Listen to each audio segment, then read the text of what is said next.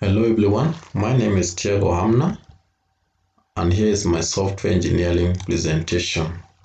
Welcome. Software engineering is broad, but here we focus on project management framework. Project management is the application of knowledge, skills, tools and technique to project activities to meet project requirements. Software project management is dedicated to planning, scheduling, resource allocation, monitoring, execution and delivery of software and web projects. Project management framework maps out the methods, processes, tasks, resources, and tools needed to take the project from the beginning to the end. The Agile methodology. This is a software development technique based on the idea of iterative development, where requirements and solutions evolve through collaboration between self-organizing cross-functional teams. Agile methodology allows for rapid delivery of high-quality software based on customer needs.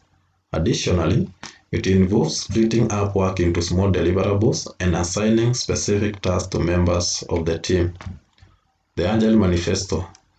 The Agile Manifesto consists of 4 key values, which focuses on individuals and interaction over processes and tools, a working software over comprehensive documentation, customer collaboration over contract negotiation, and finally responding to changes over following a plan. Choosing the best Agile project management framework. Here we will compare between KANBAN and SCRUM. This is a brief overview of SCRUM.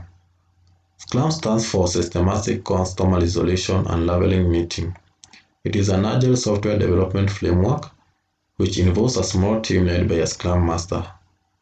SCRUM allows for rapid development and frequent testing of software, and it is best for projects with unclear requirements and likely to experience later changes. On the other hand, KANBAN is a popular framework used to implement Agile and DevOps software. It requires real-time communication and full transparency of work. Work items are presented visually on a KANBAN board, and it allows members to visualize the state of every piece of their work at any given time. Additionally, KANBAN maximizes efficiency and improves the project continuously. How SCRUM and KANBAN apply Agile methodology. This can be better looked in a dimension where we will focus on their similarities. One of them is that they both lean on Agile. Both of them the work is broken down. Both of them target reusable software. Both of them use transparency and steer process improvement. And finally, they improve efficiency in the software development. Historical examples of KANBAN successful projects. KANBAN has been successful in many projects, and one of them is the Microsoft, where KANBAN improved team's efficiency and optimized its capacity. It was implemented by Dragos and David Anderson in the year 2004. The other one is Spotify, which was implemented by Jason, who had scalability problems, and later Spotify ops teams became more efficient.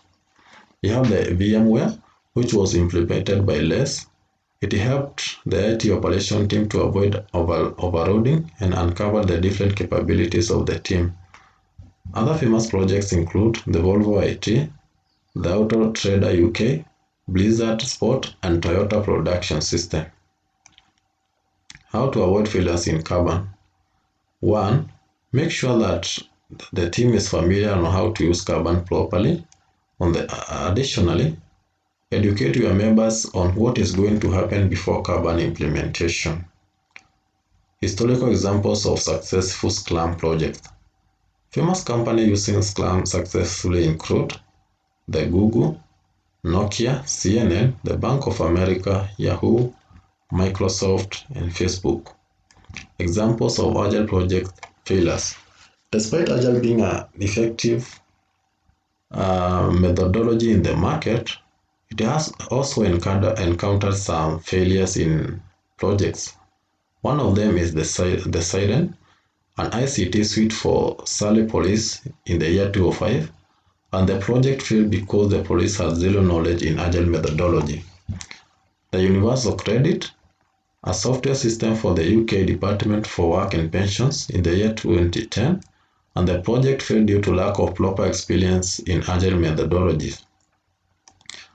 Finally, we have the Project X, which was an energy sector system in the year 2008, and the project failed due to poor communication between the remote teams. Here are the differences between KANBAN and SCRUM. SCRUM stresses on planning. On the other hand, KANBAN is open to making changes. This can be changed frequently. There's no commitment required for teams. In SCRUM, it's all about split goal and forecast. On the other hand, KANBAN relies on time boxing and forecast.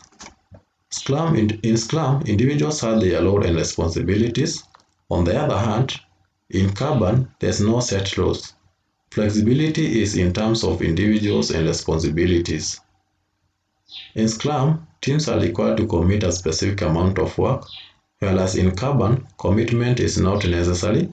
It is optional for the teams.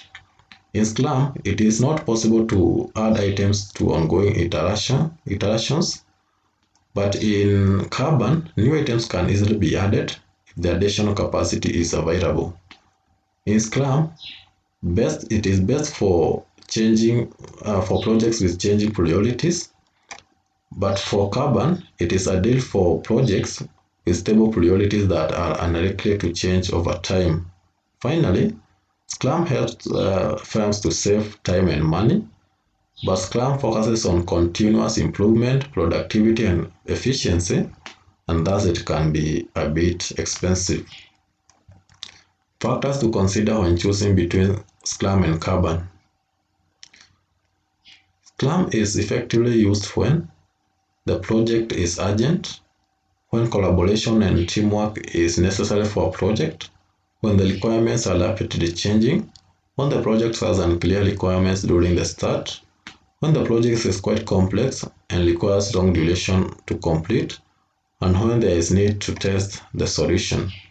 On the other hand, KANBAN is used when the project is lightweighted, when visualization of work is required, when the project is not urgent, it follows slow change processes. If the team has processes which works fine but still needs some optimization, and finally when continuous improvement is required. Here are my final thoughts.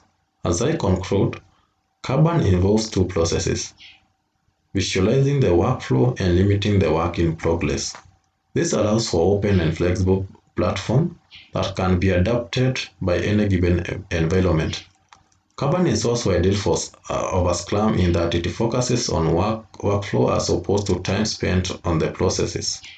KANBAN is also more adaptive and flexible across organizational levels as opposed to SCRUM, which is only suitable for software development. This makes KANBAN the best choice in the context of applying Agile methodologies. However, each methodology is suitable for a specific project. The final focus should be on what process offers your customers the best value. This marks the end of my presentation. I thank you.